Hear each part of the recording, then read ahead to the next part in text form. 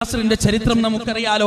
അമ്മാറിനെ ഒരു പനമരത്തിലും അതുപോലെ തന്നെ യാസിറിനെ മറ്റൊരു പനയിലും സുമയ്യയെ മറ്റൊരു പനയിൽ റളിയല്ലാഹു അൻഹും വറദു അൻ കെട്ടിയിട്ടുകൊണ്ട് ക്രൂരമായി മർദ്ദിക്കുകയാണ്.